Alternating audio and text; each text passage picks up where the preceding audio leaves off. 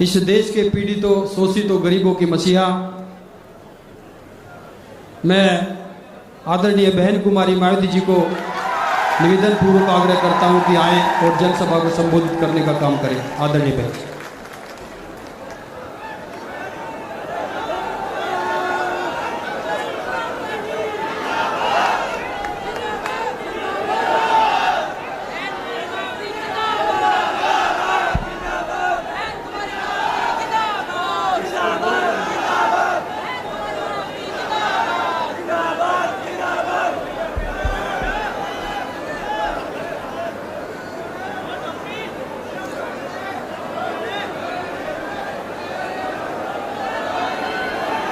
चुनावी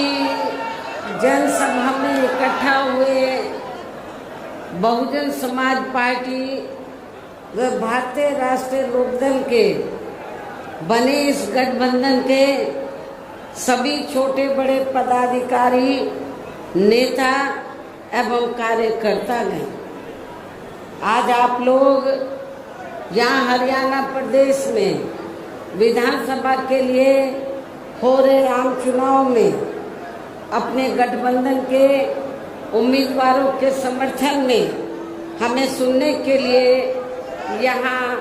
भारी संख्या में इकट्ठा हुए हैं, तो उसके लिए मैं आप सभी लोगों का हार्दिक दिल से आभार प्रकट करती हूँ, जिनको कामयाब बनाने के लिए भारतीय राष्ट्रीय लोकदल के वरिष्ठ राष्ट्रीय महासचिव चौधरी अभय सिंह चौटाला जी व इनके सभी साथीगण तथा बीएसपी के भी नेशनल कोऑर्डिनेटर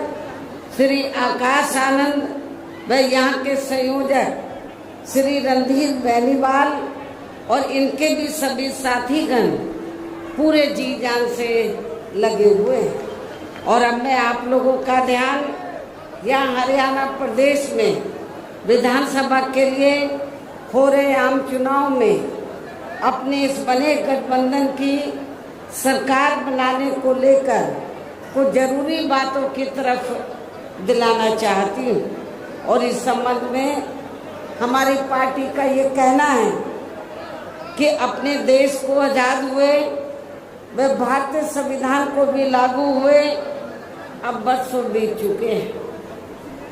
और इस लंबी अवधि में केंद्र व आपके हरियाणा प्रदेश में भी विभिन्न विरोधी पार्टियों की सरकारें रही हैं। लेकिन दुख की बात यह है कि इस दौरान आपके हरियाणा प्रदेश में भी यहाँ विरोधी पार्टियों की रही सरकारों में सर्व समाज में से खासकर दलितों, आदिवासियों, पिछड़े वर्गों, मुस्लिम व अन्य धार्मिक अल्पसंख्यकों के साथ साथ गरीबों, मजदूरों, किसानों, व्यापारियों एवं अन्य मेहनतकश लोगों का भी पूर्ण रूप से विकास व उत्थान आदि नहीं हो सका, जिनकी सरकारों की गलत नीतियों एवं गलत कार्य प्रणाली आदि को अब इन्हें और ज़्यादा आजमाने की ज़रूरत नहीं है। और इस मामले में खास तौर से मैं दलितों, आदिवासियों व अन्य पिछड़े वर्गों के लोगों को ये बताना चाहूँगी कि इन वर्गों को परम पूज्य बाबा साहब डॉक्टर भीमराव अंबेडकर के कड़े संघर्ष एवं अथक प्रयासों से भारतीय संविधान में मिले कानूनी अधिकारों में से विशेषकर सरकारी नौकरियों में जो इन्हें आरक्षण की सुविधा मिली है, तो उसे यहाँ पहले कांग्रेस की और अब बीजेपी की तथा अन्य और पार्टियों की भी रही सरकारों की या चल रही सरकारों की जातिवादी सोच व मानसिकता के चलते इन्हें ये आरक्षण का पूरा लाभ नहीं दे पा रहे हैं। और अब तो इनके इस आरक्षण को ये पार्टियां ये सभी पार्टियां, कांग्रेस, बीजेपी व अन्य जो जातिवादी पार्टियां हैं, ये सभी पार्टियां तो अब तो इनके आरक्षण को मान्य कोर्ट की आड़ में इसे प्रभावहीन बनाने में व खत्म करने की भी पूरी कोशिश में लगी हुई है। और इसका खास उदाहरण दिनांक 1 अगस्त 2024 को माननीय सुप्रीम कोर्ट का दिया गया निर्णय, जिसमें कोर्ट ने SC व ST के आरक्षण में, मैं इधर SC ST क्यों बोल रही हूँ, शेड्यूल कास्ट और शेड्यूल ट्राइब्स, क्योंकि संविधान में जो दलित वर्ग के लोग हैं, तो संविधान में दलितों के लिए तो हरिजन लफ्ज का इस्तेमाल नहीं किया गया है, बल्कि अनुसूचित जाति व जनजाति लफ्ज का इस्तेमाल किया गया। मैं चाहूंगी इन लोगों के जो पूर्व स्टेट अध्यक्ष हैं, तो मेरे ख्याल वो भारतीय संविधान को जरूर स्टडी करें, पढ़ें और ये देखें कि अनुसूचित दलितों के लिए क्या लफ्ज इस्तेमाल किया गया है। तो मुझे क्या लगता है, ये बाबा साहब के बारे में इनको जानकारी है, लेकिन ये भी जानकारी लेनी चाहिए कि SC ST के लिए क्या लफ्ज इस्तेमाल किया गया है। क्योंकि मुझे याद है सन 1977 में जब मैं वकालत की पढ़ाई कर रही थी, LLB फर्स्ट ईयर की स्टूडेंट थी, दिल्ली यूनिवर्सिटी से पढ़ रही थी। 1977 में जनता पार्टी की सरकार बनी और इन्होंने वोट क्या कह के लिया था कि हम स्वर्गीय श्री बाबू जगजीवन राम जी को देश का प्रधानमंत्री बनाएंगे, जिसको कांग्रेस ने नहीं बनाया। कांग्रेस ने भी नहीं बनाया जिनको, और जनता पार्टी ने भी नहीं बनाया 77 में। तो दलित वर्ग के लोग, अनुसूचित जाति जनजाति वर्ग के लोग पूरे देश में बहुत नाराज थे, खफा थे। तो उस समय उन्होंने दिल्ली में एक 3 दिन का जाति तोड़ो सम्मेलन रखा और उसमें ऑल इंडिया की तरफ से, तो यूथ की तरफ से, नौजवानों की तरफ से मुझे उन्होंने इनवाइट किया बोलने के लिए। और जब मैं उस सम्मेलन में बोलने के लिए गई, तो वहां पर जितने भी जनता पार्टी के नेता थे, तो वो बार बार हरिजन हरिजन इस्तेमाल कर रहे थे। तो मैंने उनको कहा कि एक तरफ तो आप जाति तोड़ने की बात कर रहे हैं और दूसरी तरफ आप हरिजन कह रहे हैं। यदि हम इसको पॉजिटिव सेंस में ले तो हम तो हरि का मतलब ईश्वर, हम तो ईश्वर की औलाद होगी, तो बाकी लोग क्या शैतान की औलाद है।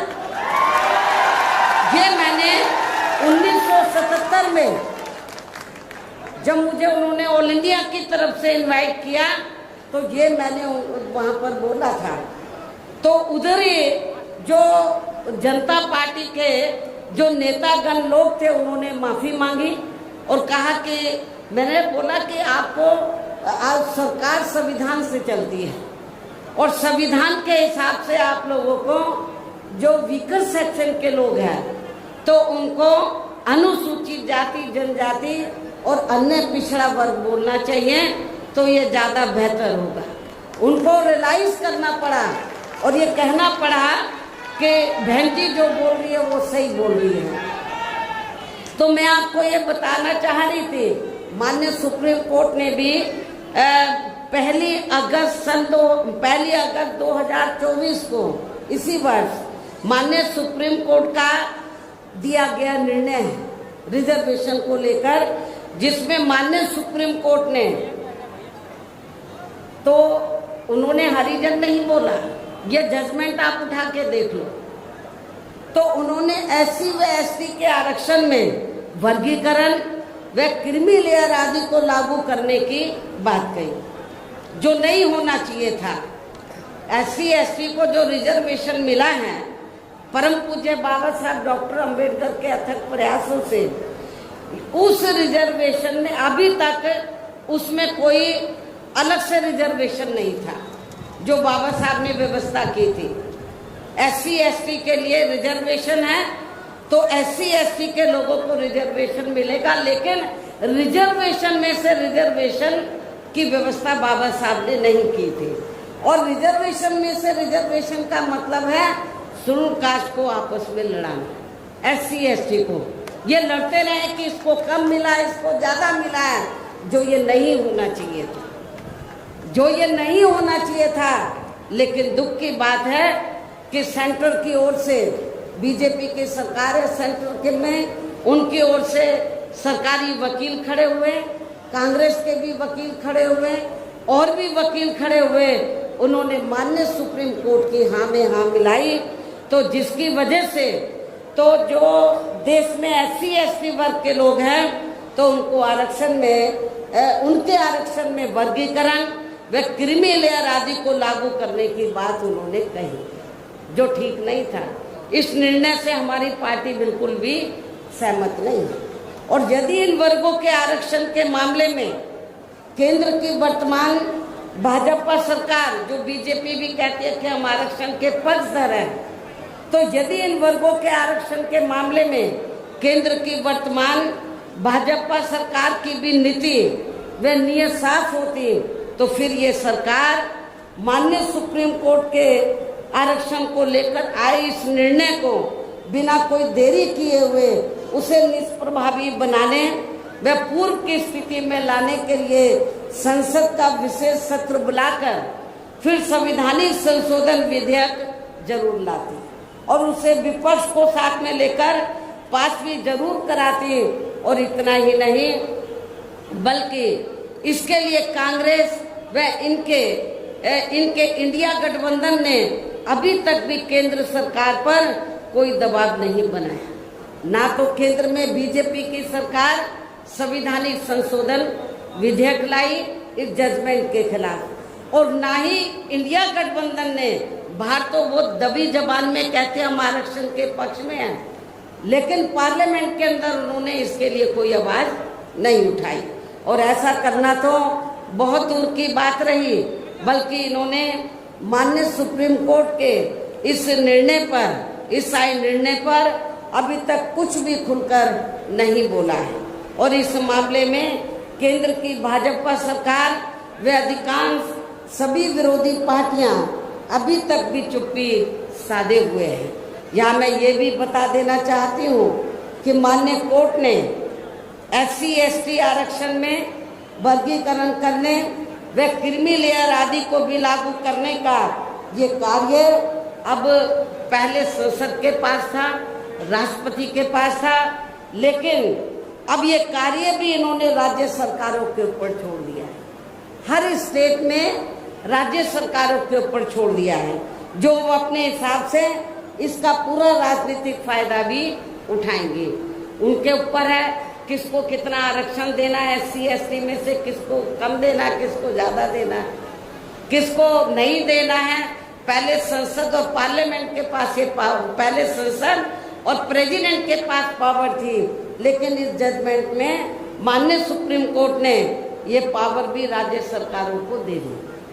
जो अब अपने हिसाब से इसका पूरा राजनीतिक फायदा भी उठाएंगे। साथ ही इसकी आड़ में इन वर्गों को बांटकर इन्हें आपस में भी खूब लड़ाएंगे। अर्थात अब ये पार्टियां फूट डालो वे राज करो की नीति का भरपूर फायदा उठाएंगे, जबकि संविधान के मुताबिक कि जाति को SC व ST की सूची में शामिल करना है या नहीं करना है, तो इसका ये अधिकार अभी तक केवल संसद व माननीय राष्ट्रपति जी को ही दिया हुआ था, जिसे 1 अगस्त 2024 को माननीय सुप्रीम कोर्ट के आए निर्णय के जरिए इसे अब वापस लेकर सीधे ही राज्य सरकारों को दे दिया है, जिससे अब इन वर्गों के साथ काफी नाइंसाफी होगी। अर्थात इनका भी आरक्षण ना के बराबर ही रह जाएगा। दलितों का, SC ST का, अनुसूचित जाति व जनजाति का अब ये आरक्षण ना के बराबर ही रह जाएगा। और अब तो कांग्रेस के राहुल गांधी ने भी कांग्रेस के श्री राहुल गांधी ने भी विदेश में जाकर इनके सभी आरक्षण को आगे वक्त आने पर खत्म करने का भी ऐलान कर दिया है। इससे साफ जाहिर है कि आपका आरक्षण बहुत खतरे में है। बाबा साहब डॉक्टर अंबेडकर ने आरक्षण शेड्यूल कास्ट में जितनी जातियां आती हैं सबको दिया था। उन्होंने केवल एक जाति को नहीं दिया था, उसमें विभिन्न जातियां हैं, सब कास्टें हैं जो सामाजिक, शैक्षणिक और आर्थिक क्षेत्र में पिछड़ी हुई हैं। तो शेड्यूल कास्ट का मतलब क्या है? कि शेड्यूल बनी, इनकी एक सूची बनी, तो उसके आधार पर उन जातियों को शामिल करके तो जब ये इन लोगों को ये रिजर्वेशन दिया है SC ST में, उसमें एक ही जाति नहीं आती है, उसमें विभिन्न जातियां आती है। तो जिसका नाम क्या दिया बाबा साहब ने? एक सूची बनाई, शेड्यूल कास्ट, शेड्यूल ट्राइब्स। इसलिए इन वर्गों के लोगों को बाबा साहब डॉक्टर भीमराव अंबेडकर द्वारा जो इन्हें, इन सभी वर्गों के लोगों को SC ST में जो विभिन्न जातियां आती हैं, तो इन वर्गों के लोगों को बाबा साहब डॉक्टर भीमराव अंबेडकर द्वारा जो इन्हें आरक्षण का ये संवैधानिक अधिकार दिया है, तो इसे बचाने के लिए अब यह हरियाणा प्रदेश में हो रहे विधानसभा चुनाव में इन वर्गों को, ऐसी सभी आरक्षण विरोधी पार्टियों को अपना कतई भी वोट नहीं देना है। ऐसे आरक्षण विरोधी पार्टियों को अपना कतई भी वोट नहीं देना है जो ये पार्टियां माननीय सुप्रीम कोर्ट के आए इस निर्णय को बिल्कुल भी बदलने के लिए तैयार नजर नहीं आती हैं। अर्थात इस मामले में केवल ये पार्टियां इन वर्गों को गुमराह करने में ही लगी हैं। ऐसी स्थिति में अब इन वर्गों को यहाँ विधानसभा के हो रहे आम चुनाव में अपने बने इस गठबंधन की ही सरकार बनाकर इसे लागू होने से तब तक लटकाकर व रोक कर रखना है जब तक केंद्र व विपक्ष द्वारा इस निर्णय को संवैधानिक संशोधन के जरिए खत्म करके इसे पुरानी स्थिति में बहाल नहीं कर दिया जाता है। इसलिए ऐसी स्थिति में अब आप लोगों को एक तरफा अपना वोट केवल BSP व इन्हीं लोग के बने अपने इस गठबंधन को ही देना है, ताकि सत्ता में आकर यहाँ के स्टेट में माननीय सुप्रीम कोर्ट के आए इस निर्णय पर कुछ हद तक अंकुश लगाया जा सके। इतना ही नहीं बल्कि केंद्र व राज्यों में कांग्रेस, BJP व अन्य जातिवादी पार्टियों की रही सरकारों ने इनका आरक्षण का कोटा अभी तक भी पूरा नहीं भरा है, जिसे फिर अंत में किसी न किसी रूप में सामान्य वर्गों को ही दे दिया जाता है। पदोन्नति में आरक्षण को तो इन्होंने मान्य कोर्ट की आड़ में काफी हद तक खत्म ही कर दिया है। इसके साथ ही केंद्र व राज्यों की भी सरकारों द्वारा इन वर्गों के लोगों को प्राइवेट सेक्टर में आरक्षण दिए जाने की व्यवस्था किए बिना ही इनके ज्यादातर सरकारी कार्य अब यहाँ प्राइवेट सेक्टर के जरिए ही देश के अधिकांश बड़े बड़े पूंजीपतियों व धन्ना सेठों को ही दिए जा रहे हैं, जिसके कारण आपके यहाँ हरियाणा प्रदेश से पूरे देश में अब इन वर्गों के लोगों को आरक्षण का बहुत कम ही लाभ मिल पा रहा है। और इससे अब पूरे देश में दलितों व आदिवासियों के साथ साथ अन्य पिछड़े वर्गों का भी काफी ज्यादा नुकसान हो रहा है। आपके हरियाणा प्रदेश में SC ST की तरह जो OBC वर्ग के लोग हैं, अन्य पिछड़े वर्ग के लोग हैं, इनकी भी काफी तादाद है। जबकि अन्य पिछड़े वर्गों के लोगों को ये भी मालूम होना चाहिए कि इन्हें मंडल कमीशन की रिपोर्ट के तहत आरक्षण की ये सुविधा केंद्र में कांग्रेस पार्टी की रही सरकार में, बल्कि BSP के केंद्र की सरकार में नहीं, बल्कि BSP के कड़े संघर्ष एवं अथक प्रयासों से केंद्र में रही श्री BP सिंह की सरकार में ही मिली है, जिसका भी अब यहाँ जातिवादी विरोधी पार्टियों की चल रही सरकारें इन्हें पूरा लाभ नहीं दे पा रही हैं। इसके साथ ही श्री बीपी सिंह की सरकार में ही इन वर्गों के मसीहा परम पूज्य बाबा साहब डॉक्टर भीमराव अंबेडकर को भी यहाँ भारत रत्न की उपाधि से सम्मानित किया गया था, जिसके लिए वो हर प्रकार से पात्र भी थे। जबकि इन्हें ये सम्मान उनके जीते जी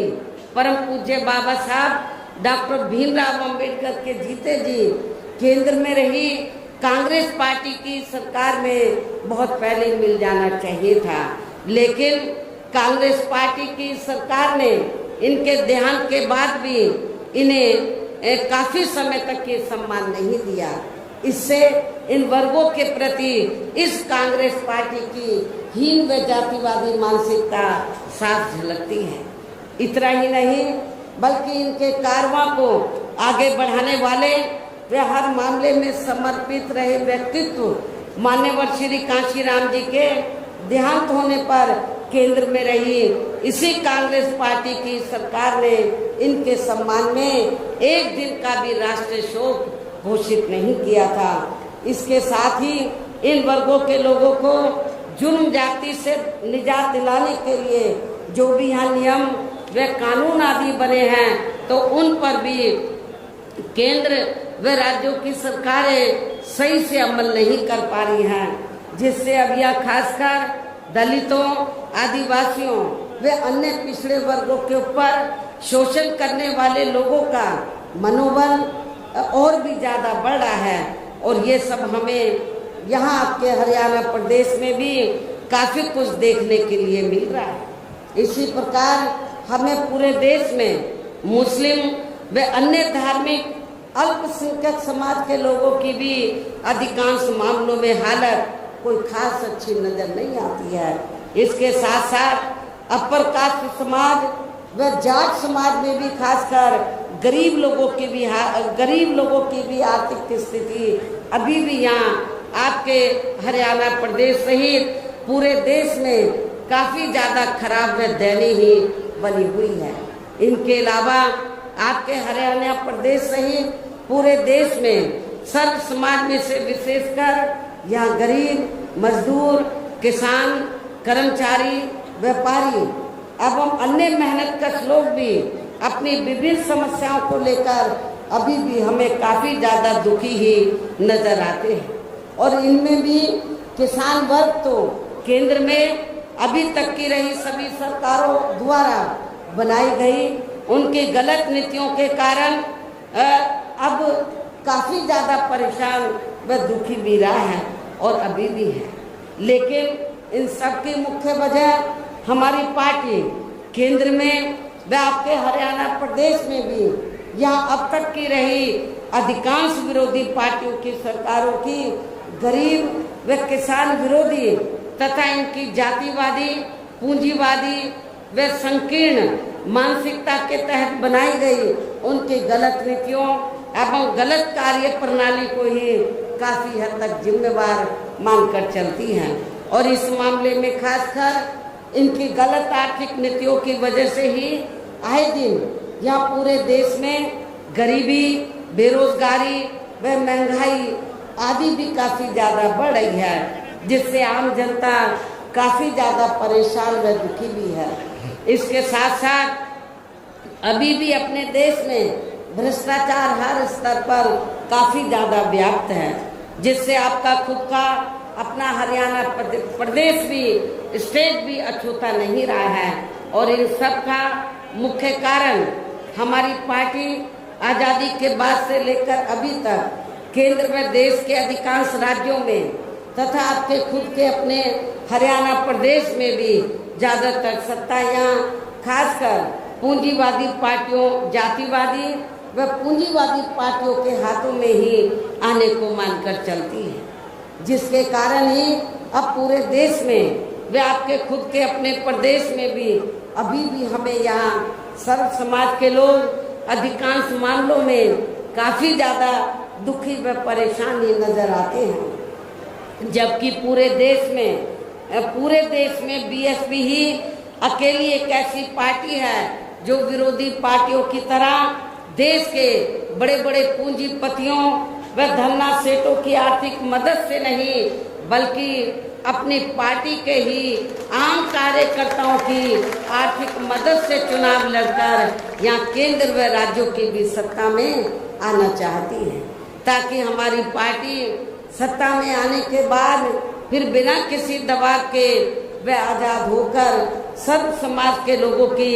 सभी समस्याओं का समाधान करके उन्हें हर मामले में व हर स्तर पर खुशहाल बना सके। और इसी आधार पर चलकर ही आबादी के हिसाब से देश के सबसे बड़े प्रदेश अर्थात आपके पड़ोसी प्रदेश उत्तर प्रदेश में 4 बार हमारी पार्टी ने अपने नेतृत्व में वहाँ सरकार भी बनाई है। और हमने अपने सभी चारों नई सरकारों में अपनी पार्टी की विचारधारा एवं सिद्धांतों के तहत चलकर वैसे तो वहाँ सर्व समाज के हितों का पूरा ध्यान रखा है, लेकिन सभी मामलों में प्राथमिकता पहले हमने वहाँ सर्व समाज में से विशेषकर उन SC/ST वर्गों, पिछड़े वर्गों, मुस्लिम व अन्य धार्मिक अल्पसंख्यक समाज को तथा गरीब एवं असहाय लोगों को ही दिया है, जिनकी वहाँ हर मामले में व हर स्तर पर सभी विरोधी पार्टियों की रही सरकारों में उनकी हीन, जातिवादी, संकीर्ण व पूंजीवादी सोच होने के कारण काफ़ी ज़्यादा उपेक्षा की गई है। इसके साथ साथ हमने उत्तर प्रदेश में गरीब एवं बेरोजगार लोगों को दूसरी पार्टियों की रही सरकारों की तरह मामूली सा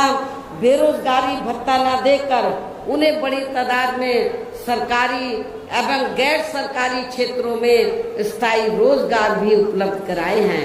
इसके साथ ही गरीब भूमिहीन लोगों को खेती करने के लिए हमने उन्हें फ्री सरकारी जमीन भी दी है तथा गरीब आवासहीनों को भी तो 2-2 कमरों के फ्री सरकारी पक्के मकान भी दिए हैं, जिससे वहाँ लाखों गरीब लोगों को काफ़ी फायदा पहुँचा है। शहरों व देहातों को भी विकसित किया गया है। देहातों को डॉक्टर अंबेडकर ग्राम विकास योजना के तहत, शहरों को मान्यवर श्री काशीराम जी शहरी समग्र विकास योजना के तहत इनको डेवलप किया गया। इसलिए क्योंकि शहरों में और देहातों में घुसते ही मालूम पड़ जाएगा कि ये दलितों की बस्ती है, ये कमजोर वर्गों की बस्ती है, जिनको जातिवादी मानसिकता के तहत आज़ादी के बाद से लेकर लगातार जिन भी पार्टियों की सरकारें बनी उन्होंने उनको विकसित नहीं किया। लेकिन जब बीएसपी की सरकार बनी तो हमने बाबा साहब के नाम से योजना बनाकर उन बस्तियों को डेवलप किया और भी बस्तियों को गांव में डेवलप किया, तो जिसकी वजह से उनका रहन सहन में काफ़ी फर्क आया। इसके अलावा हमारी पार्टी की रही सरकार ने वहाँ विभिन्न क्षेत्रों में लगे लोगों के साथ साथ छात्रों, युवाओं, महिलाओं व बुजुर्गों आदि के हितों में भी अनेकों महत्वपूर्ण व ऐतिहासिक कार्य किए हैं, जिनसे उन्हें काफ़ी ज़्यादा लाभ पहुंचा है। किसानों की भी अधिकांश समस्याओं का काफ़ी हद तक समाधान किया है तथा उनकी फसलों का भी उन्हें समय से उचित दाम दिया गया है, जो आपके हरियाणा में भी शायद कभी इतना फायदा किसानों को नहीं पहुंचाया गया होगा। इतना ही नहीं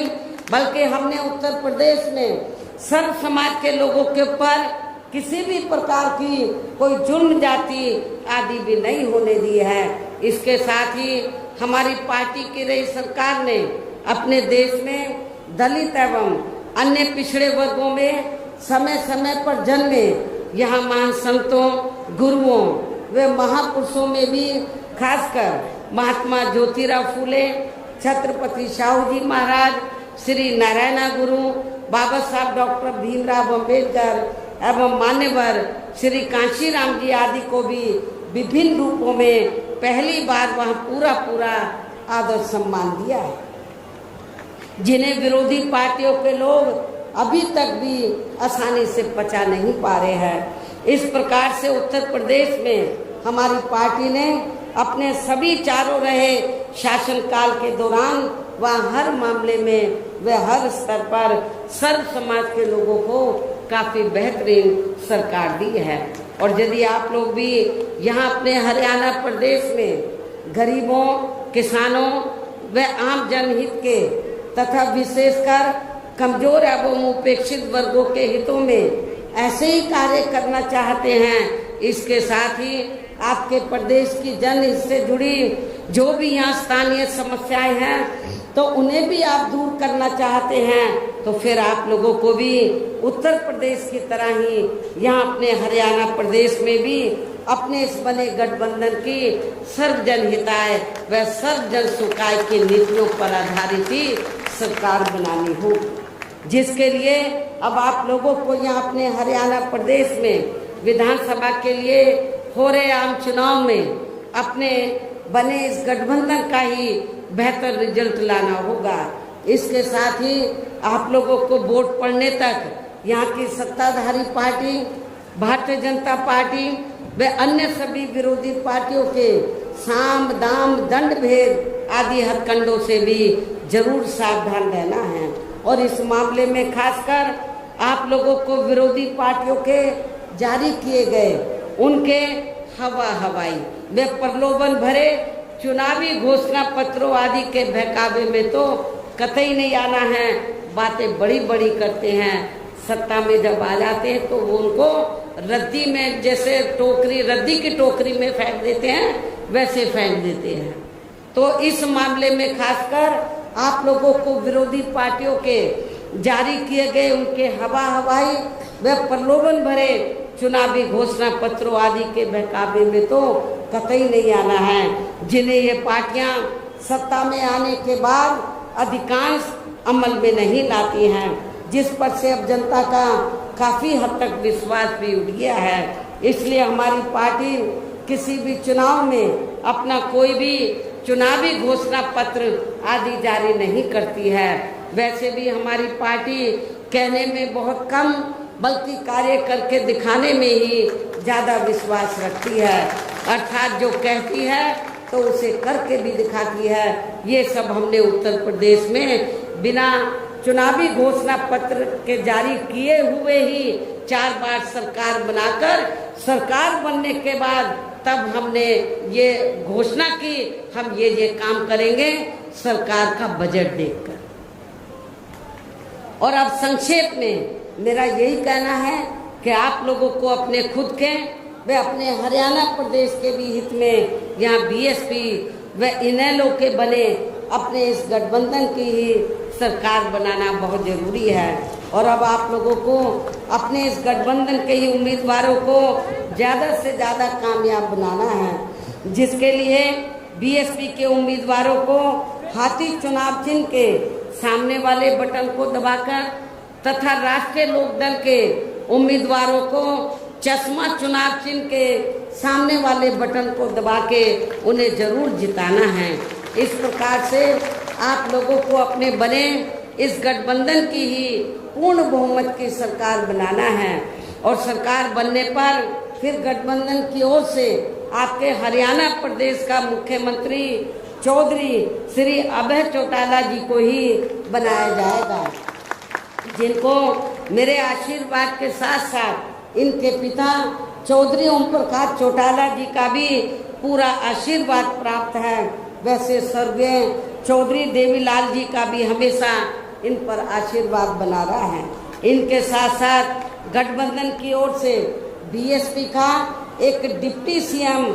दलित वर्ग का अम्बेडकर वाली दलित वर्ग का तथा दूसरा डिप्टी सीएम अन्य पिछड़ा वर्ग या अपर कास्ट समाज में से ही बनाया जाएगा। और ये दोनों डिप्टी सीएम कौन होंगे इसका फैसला चुनाव का नतीजा आने के बाद ही किया जाएगा। इन्हीं जरूरी बातों के साथ ही अब मैं आप सभी लोगों से अपने बने इस गठबंधन के अधिकांश उम्मीदवारों को जिताकर अपनी यहाँ गठबंधन की ही सरकार जरूर बनाना है। इस उम्मीद के साथ ही अब मैं केंद्र सरकार से देश में जातीय जनगणना कराने के लिए भी विशेष अनुरोध करती हूँ, जिसको पहले केंद्र में रही कांग्रेसी सरकार ने और अब वर्तमान में चल रही बीजेपी की सरकार ने भी इसे अभी तक भी लटका के रखा हुआ है। जो उचित नहीं है। इसके लिए भी इनसे विशेष आग्रह के साथ ही और अपने गठबंधन के उम्मीदवारों को ज़्यादा से ज़्यादा जिताने की पुरजोर अपील करते हुए अब मैं अपनी बात यहीं समाप्त करती हूँ। धन्यवाद। जय भीम व जय भारत। हाथी और इसमें आड़ा का, एक गठबंधन का।